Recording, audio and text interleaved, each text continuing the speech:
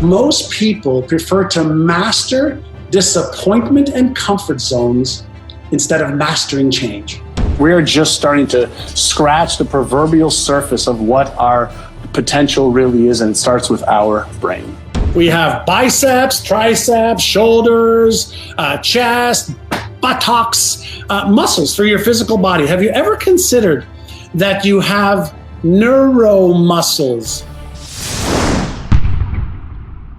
Need motivation? Watch a top 10 with Believe Nation. Top 10, I got a top 10. Got my motivation high for my top 10. Gotta learn from the wise women and men. All my life, like 9 and 9. For my top 10, top 10, 9 and 9. This one's for my top 10. Hey, it's Evan Carmichael, and I make these videos because you are probably the most ambitious person in your circle, but you know you're capable of more. And you get that push by surrounding yourself with the best. So today, let's learn from one of the best, John Assaraf, and my take on his top 10 rules for success. Enjoy. Okay, let's kick it off with rule number 1, master the change. I often say that there's only 4 things that are holding you back as a human being. Only 4. There's not 25, there's 4 that are the core. 1 is if your vision and goal is bigger than your self-image. Okay? So if you don't feel you deserve it, you can have this vision and goal and be excited about it, motivated about it. You will not do what it takes to achieve it. 1. 2, if you have limiting beliefs. If you have a vision and goal, but you have a limiting belief that you're too young, too old, whatever the case is, your limiting beliefs will drive your behavior. 3, fear. Fear of being embarrassed, ashamed, ridiculed, or judged. Fear of failure, fear of disappointment, and we'll talk about disappointment in a moment, or fear of succeeding and failing again. Disappointment. And then the 4th one, by the way, is you're lacking the knowledge and skill required, so that actually sets up a self-doubt trigger, which activates the Frankenstein brain, which causes you to lose motivation. But most people prefer to master disappointment and comfort zones instead of mastering change. Wow. So if I master disappointment, I know what I got. I just have to deal with, well, okay, this is what I got. And if I master my comfort zone, then at least this is the devil I know. Yes. Versus mastering change, and we know what's going on in our brain. We know what's happening neurologically, biologically, emotionally, physically, and all of that is a skill. Yes. It's just a skill. So why not just master change? Why not become an adaptationist right now in the time that you need it the most in the world? Because if you don't, then you're just going to keep repeating the same patterns that are going to get reinforced, and it makes it harder in 3 months, 6 months, and 6 years. So master change now and make that one of your core competencies, and then you master your life. Rule number 2, get rid of limiting beliefs. If we think about what is a limiting belief, like from a neuroscience perspective, when a neuroanatomist looks in your brain, right, they can't see, oh, here's the limiting belief pattern between here and here.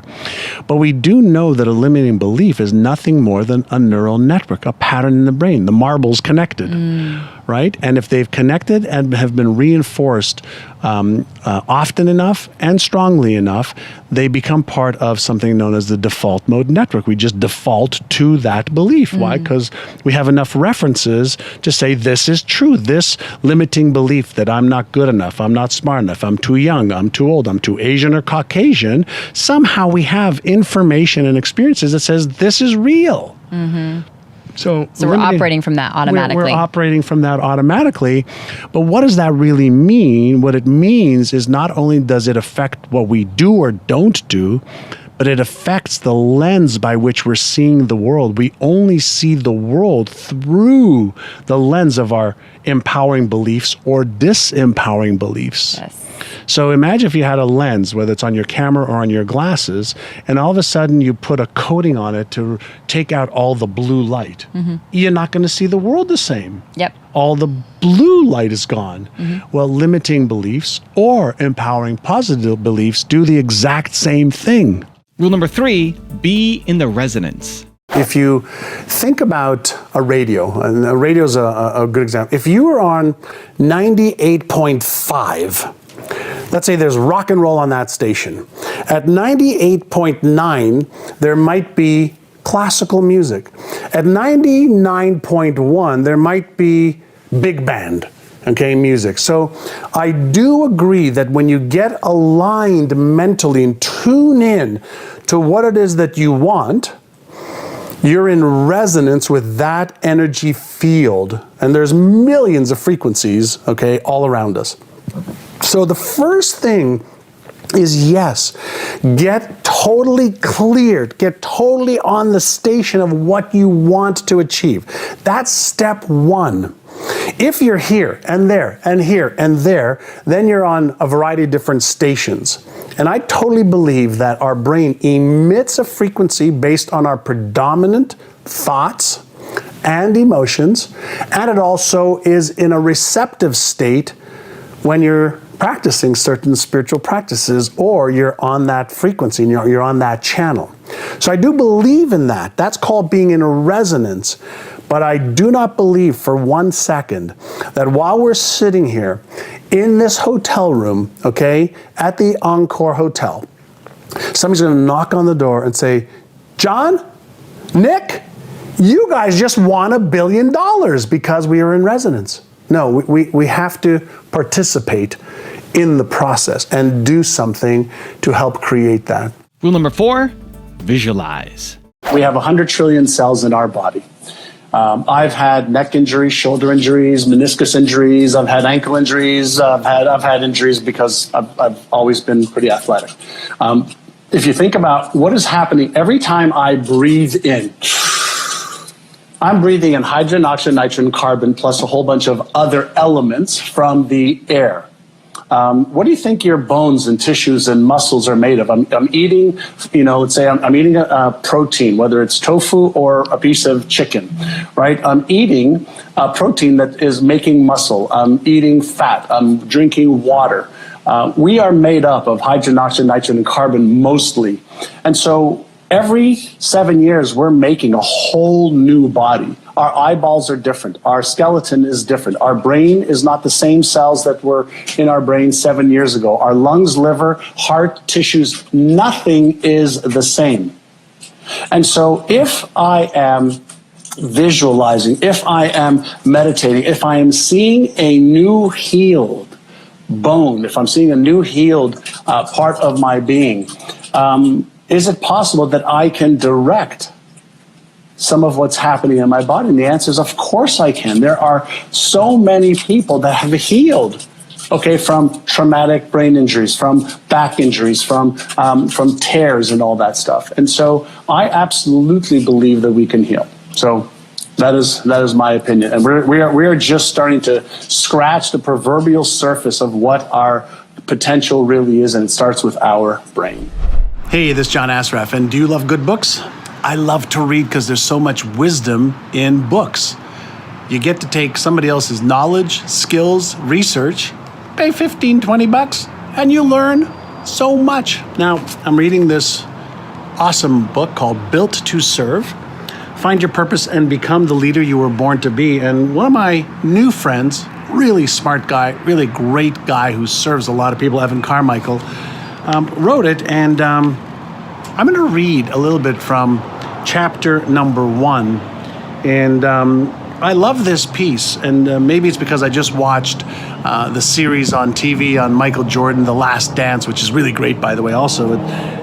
One of the things he says here is everybody has Michael Jordan talent at something. Everybody has a Michael Jordan talent at something. You just haven't found it yet. Or you have and you don't believe in yourself enough to go all in. To go all in, right? And you're a genius. I believe you're a genius. And so does he. You're amazing. You are not meant to live a photocopy of someone else's life. You were not created to wake up and do work that is below your capabilities. You have Michael Jordan level talent at something, and you need to uncover exactly what your purpose is and how you can serve and use the serve. So lots of pearls and gems and motivational pieces. Pick up Built to Serve.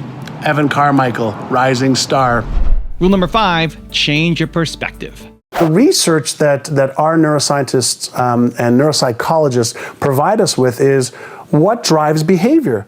What are emotions? What are feelings? What are the 6 core emotions that are processed at the non-conscious level that give rise to feeling? See, feeling is conscious awareness of what I'm experiencing in my body. The emotion of anger, disgust, shame, happiness, or fear is processed non-consciously. That gives what? An electrical signal that we feel. That's called feelings. And so what we're fascinated with is how are people processing information that gives rise to feelings, which then causes people to take action or not. So that's the kind of stuff I'm fascinated with. And then how can we help somebody shift their perspective? If you change the way you look at something, the feeling changes. So if you change the meaning, you change the way you look at something, the feeling changes. If the feeling changes and we help people put their foot on the gas instead of on the brake, then they're going to take action. And most people, I mean, if everybody's watching right now, they're thinking, why am I not doing, forget about learning anything new. Why am I not doing the things I already know I should be doing? So a salesperson you mentioned earlier, they know they should be prospecting. Why aren't they prospecting more? Like, why not? Well, it's because something in their brain has got the brake on. Why not discover why? Get your foot off the brake, take action. Rule number 6, adjust your self-talk. So you may or may not know this story yet, but 10 years ago, I was 238 pounds, 33% body fat, borderline hypertensive, almost full-on diabetes, severe sleep apnea, not in good shape. No, you're not. So I said, listen, you've done okay in business. You've done okay with your relationship. You're happily married. Great, this and that. Look at you. You're a physical mess. Yeah. And so words are really, really, really critical because there's something really important listening. And so if you're using words that you're reinforcing, if they're self-deprecating words, you're reinforcing a self-deprecating self-image, which means Frankenstein brain is going to be triggered by those words. So if you think about weight, what is it? Every pound is 3,500 calories of energy, right? And so when you think about what do you do when you lose something? What have we been taught to do when we lose something? Try and find it. Go find it. Go get it back. So if weight is energy, I said to myself, what do I need to do to release this energy back into the universe, back in the form of hydrogen, oxygen, nitrogen, carbon, whatever it is, so that somebody else who needs it right now can use it? It served me long enough. I'm ready to release it and to change, my physique, to change how I feel, to change how I look. And my goal back then for my 50th birthday was to get into the best shape of my adult life for 50, which I did. And then my goal is to have a 6-pack at 60, which I'm already there.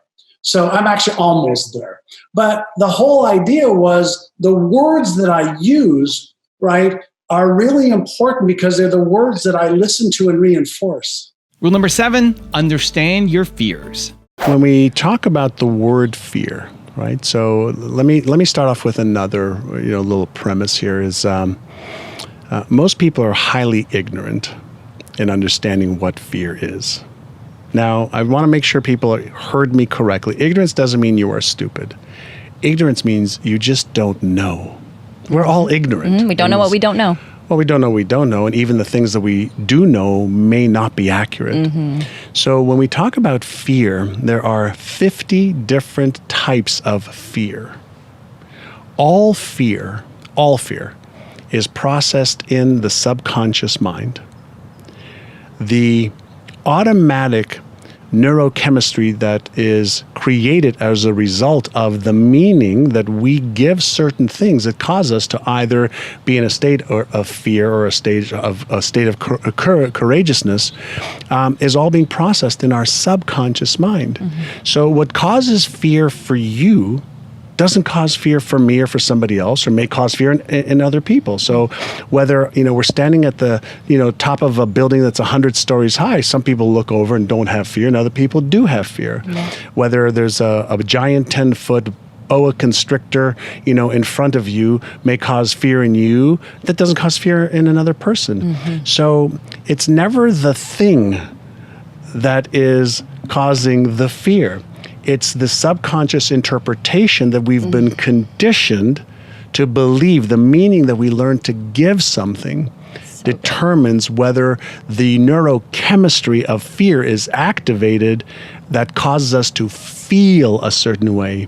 So the feeling, of being scared, the feeling of being uncertain, this feeling of having self-doubt, the feeling of having too much stress in our life, that is an effect, not a cause.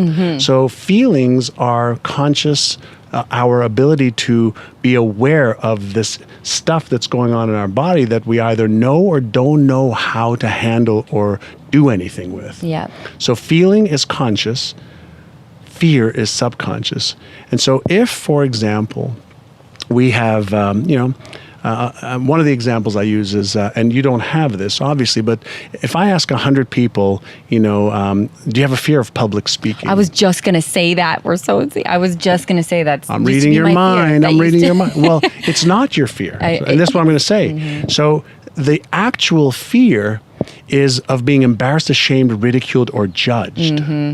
So if we're afraid of being embarrassed, ashamed, ridiculed, or judged, that has nothing to do with the actual public speaking. It has to do with our self-image and self-esteem and what we think of ourselves and what we believe others will say or think about us, which will affect our own self-image or self-esteem. Rule number 8, set goals.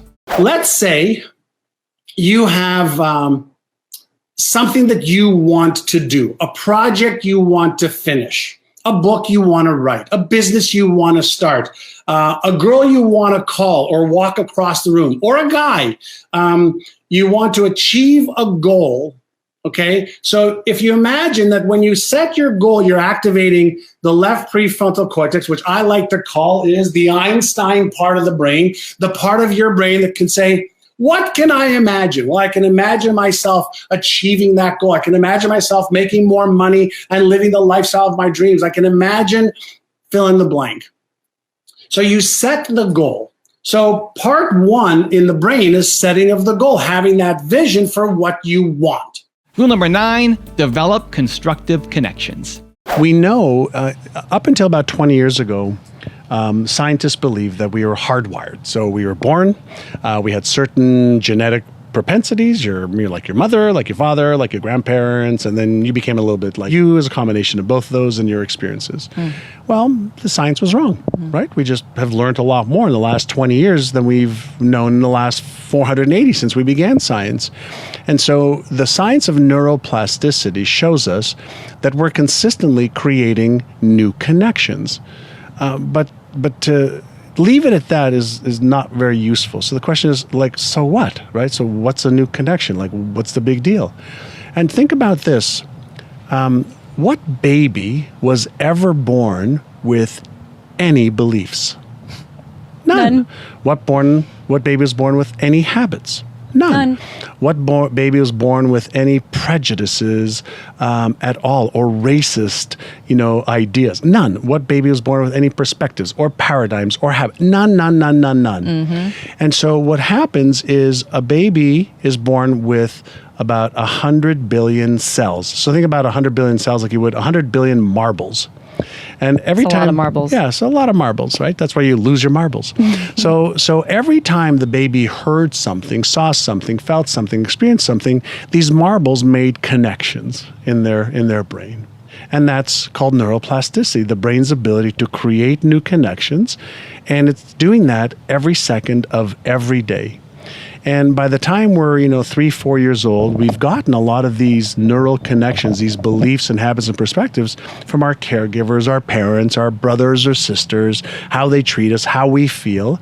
And so we develop these connections, from 0 to 3, 4, the imprinting years, and then we have the modeling years where we're modeling our parents from, 2.5, 3 to 5, 6, 7, where we're dressing like them and trying to put on their makeup, which I did too. And so we're modeling now, and then we have our experiential years where we gain some of our own experiences, and we are creating these new connections in our brain that become our map of the world. Here's how the world works.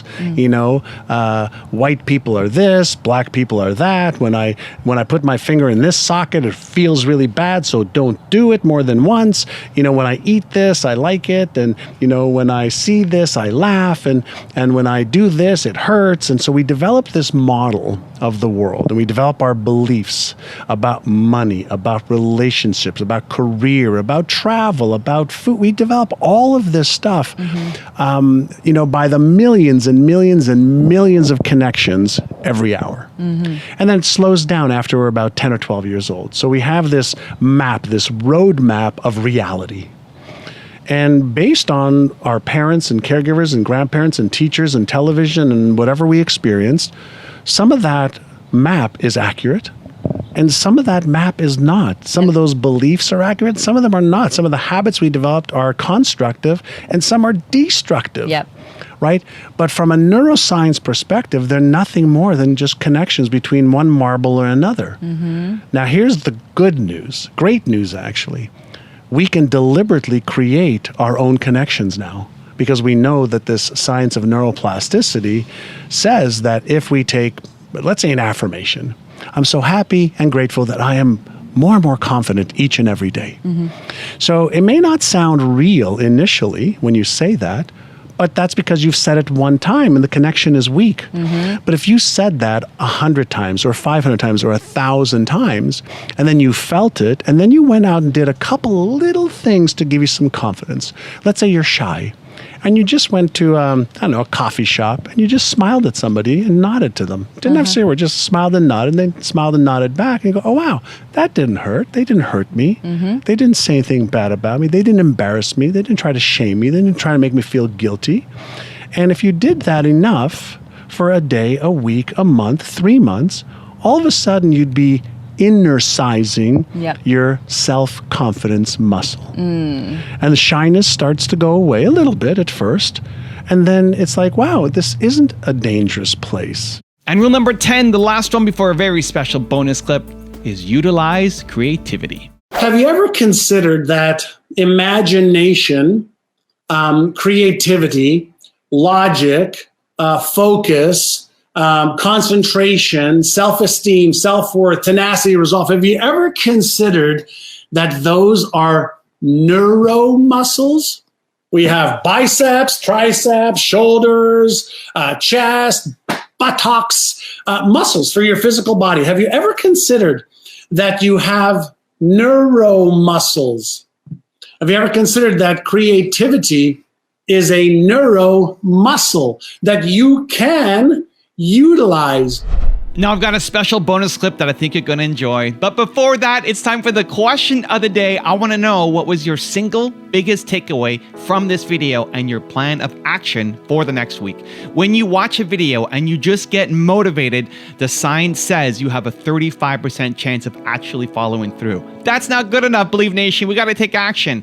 But when you get motivated and then you create a specific plan of action for when and how you're going to do it, your number jumps from 35% to 91% chance of following through. And when you commit to somebody else, like posting down here in the comments below, that number jumps to 95%. I want to know your single biggest takeaway from this video and your plan of action for the next week. Put it down in the comments below so you can follow through and I can celebrate you. The first book I wrote was called Having It All, Achieving Your Life's Goals and Dreams, and it's really about understanding the natural laws of the universe as we know them, not airy-fairy laws. So there's a law of transmutation of energy. Everything is energy. This body of mine and yours and everybody else who's watching is just nothing more than 100 trillion vibrating packets of energy. Well, our thoughts determine how these molecules and atoms vibrate, and what we resonate with and what we repel. Then there's the brain. Okay, our brain is nothing more than an electromagnetic switching station that receives and transmutes information, energy.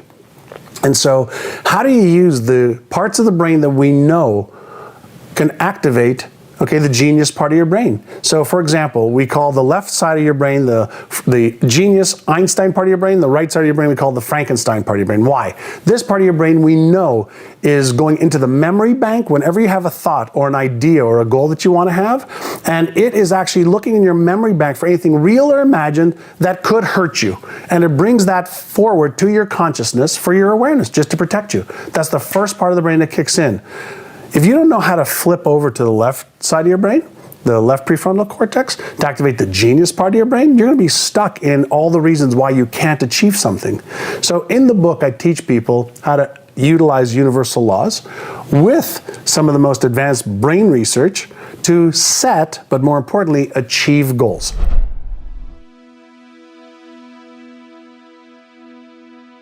If you want 10 more amazing rules from John Assaraf, check out the video right there next to me. I think you'll enjoy it.